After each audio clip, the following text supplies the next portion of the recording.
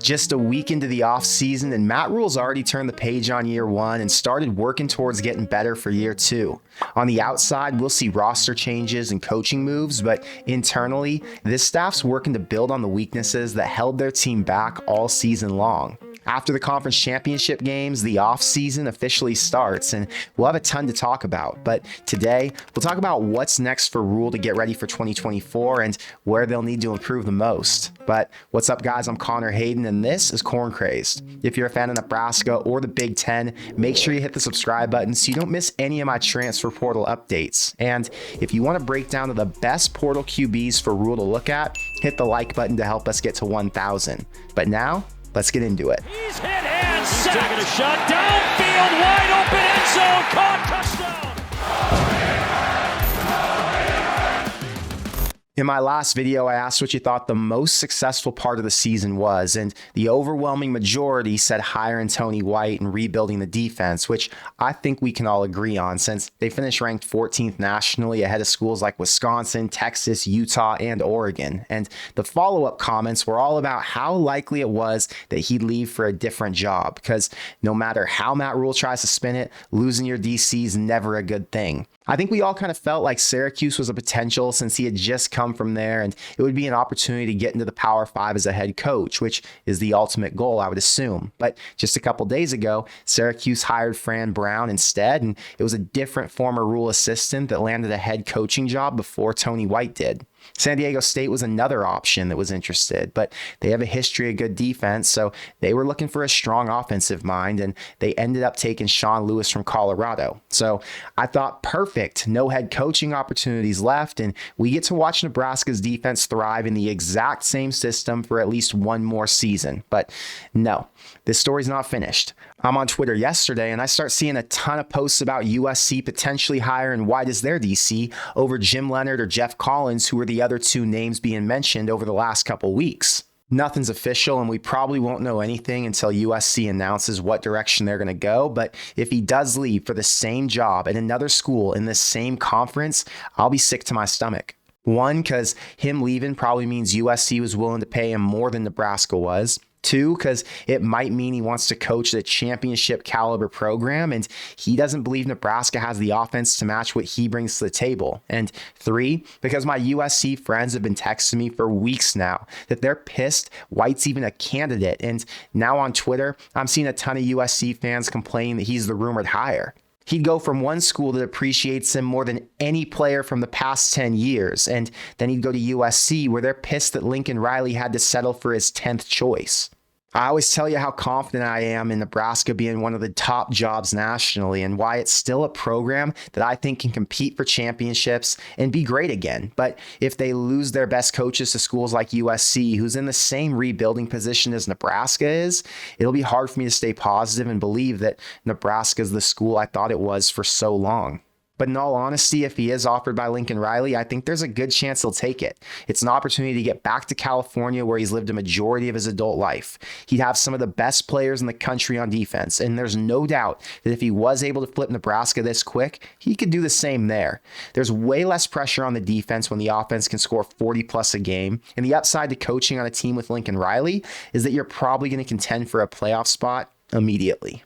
1 year at SC rebuilding what Grinch destroyed, and I'm certain White gets a head coaching job in 2025. But having to play against that defense this year would be really disappointing. Let's assume he does go. What's that mean for Matt Rhule and the defense? I was listening to the presser yesterday, and he was talking a lot about how he doesn't like to hire from outside and that he'd rather promote from within. So all the Twitter fantasies I see about hiring Jim Leonard, Jeff Collins, Zach Arnett, or any other flashy DC at Nebraska just aren't realistic. If Rhule needs a replacement, it's going to be somebody like Rob Voracek or Evan Cooper, and we'll have to just hope the philosophy stays the same and that one of these coaches can maintain what was put in place after 1 year of getting to work with Tony White.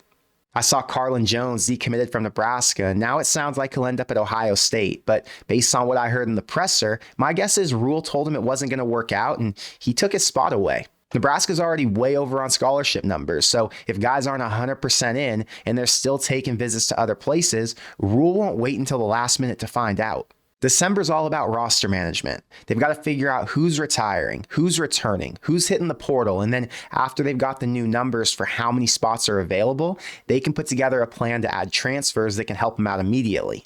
And it's so interesting how much college football's changed. The old mentality was, I have to leave and go pro while I have a chance to get paid. So guys would leave a year early, even with an extra year of eligibility. But now, guys like Ty Robinson, Isaac Gifford, or Nash Hutmaker all have to consider whether or not that's a good financial decision since NIL's turned into what it has.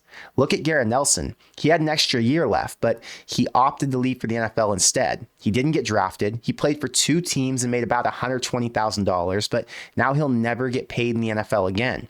If he would have stayed in Lincoln, Tony White would have made him the starting jack, and based on how much improvement we saw with Bayer and Princeville, there's no doubt Nelson would have had a great season. He would have made at least 2 or 3 times as much from NIL as he did from the NFL, and on top of it, he probably would have gotten drafted since he would have looked better playing in this defense. Leaving early cost him at least 2 years as a player, and worse, it probably cost him $300,000. I know for a fact when this staff's talking to players, they're using stories like that as examples for why you should stay, but there'll still be a few who are tired of school and want to take a shot. The only question I have is, how many is that going to be? I want to give a quick shout out to our sponsor, CarrackerChronicles.com, where you'll find a ton of content from Adam Carracker breaking down his thoughts during the offseason. This past week, he's already posted up videos breaking down the presser. He did an interview with Nick Henrich, and he talked about whether or not the team's cursed. So if you haven't had a chance to check him out this week, you can hit the description box below for a link to the site, or just type in Carracker Chronicles in the YouTube search bar, and you'll find his videos there.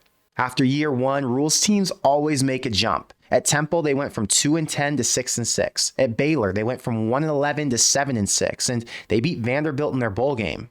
At Nebraska, fans are expecting them to go from 5-7 to at least 8-4, but to make the jump in wins, they've got some things to work through. So let's talk about the 4 biggest weaknesses from this year's team that they'll have to start working to improve this month. Number 1 is the quarterback room. This year, we got to see 3 guys with 3 very different backgrounds. Heinrich hadn't spent too much time working as a QB at Nebraska, but he ended up taking the most reps out of all 3 when he was expected to be their 3rd string going into the year. Sims had all the tools and all the green flags when he played in practice, but when it came down to it, the mental side was too much, and for whatever reason, he wasn't able to make it work. And Chubba Purdy ended up being the best of the bunch, but he was dealing with a groin injury all year, and he never got to shoot a shot up until the very last minute.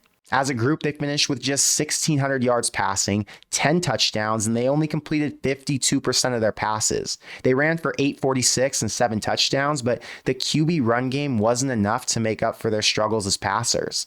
The fact is, Sims probably won't return. Heinrich's a better fit at tight end, so he could have a chance to see the field, but I'm sure he's a QB, and they're going to spend time with him to see if they can help him grow as a passer. And Chubba Purdy's the best option with the highest ceiling, but he hasn't done enough in the last 2 years to make me feel confident that he can lead a really strong offense. Daniel Kaelin's going to come in and redshirt out the gate. Chubba's a contender for the starting job against whatever portal QB they convince to transfer in. And beyond that, I don't know what the staff wants to do. A serviceable game manager would be an instant improvement on what Satterfield had this year, but the offense needs to get it going. So I'm hoping they can find a guy with more potential and more upside to actually make some big time throws. Number 2 is fixing the turnovers. Rhule made a point in the presser that this was almost entirely a QB issue, but remember, it wasn't just Sims and it wasn't just Harburg. It was all 3 of them. Is it a player mindset deal? Was it bad coaching, lack of experience? I'm not really sure what it was, but I know they're going to need to spend a lot of time figuring out what caused it so they can figure out how to fix it. Number 3 is adjusting the offensive staff. When Satterfield was hired, the plan was to have him work with the tight ends and then to hire a dedicated QB coach, but it didn't work out that way. Now you've got an analyst who spent the last year working with the tight ends, and Satterfield overextended himself trying to build an offense and trying to develop multiple QBs with some serious issues.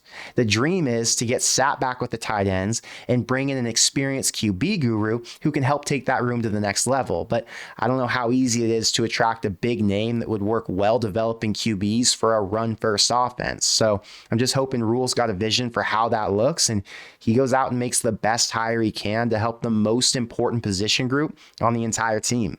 And number 4, they need to work on creating more explosive plays. Some of Nebraska's best plays this season were long QB runs and bombs to Malachi Coleman or Jalen Lloyd, but they were few and far between. The running backs had some good runs, but nothing consistent and not enough to get many points up. The explosive plays in the pass game are going to come when you have a QB who can make the throws, but in the run game, there's got to be a plan for the O-line and their blocking schemes. We saw a big improvement in solid play from Ethan Piper, Ben Scott, and Bryce Benhart, but now that they've got the line back on track, the next step is to add some more weight to the entire room so they can start bullying Big Ten D lines and opening holes for the running backs to break free in the second level. This all sounds great, but the reality is the offense needs more help to take a significant step forward, and that help lives in the transfer portal. I thought Rhule'S comments on the portal were interesting. He said he was watching this weekend to see how many teams are built with high school players versus how many are built from the portal, implying that he thinks the best teams develop guys from year 1 to year 4, and that's what makes their programs great. And I'm sure he's right, but the fact is Louisville, Florida State, UCLA, Ole Miss, and LSU were all top 10 in transfer portal class rankings last year, and their combined record was 48-12. They had some good high school players too, but 4 of the 5 started at least one portal QB and one portal receiver, and you already know the rest of their rosters were flooded with portal guys.